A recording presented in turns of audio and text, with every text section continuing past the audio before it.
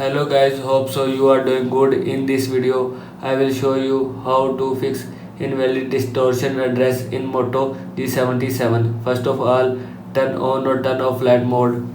Open setting. Now in settings, scroll down, click on network at internet, and now here you will see airplane mode. And if you want to turn on flight mode, then turn on this button. After turning on this button, turn on flight mode from your phone. And if you want to turn off flight mode, then turn off this button. After turning off this button, turn off flight mode from your phone. Now go back. After that, clear messages app cache. Open setting. Now in settings, scroll down, click on apps. Now here you will see app. Search messages app.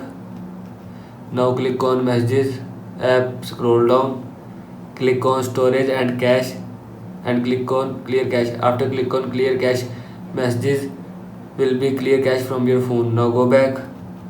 After that, reset network setting. Again open settings, scroll down, click on system, scroll down, click on reset options, and click on reset mobile network setting, and click on reset setting. After click on reset setting, mobile network setting will be reset from your phone. This is how you can fix invalid distortion address in Moto G77. I hope you like this video and thanks for watching this video.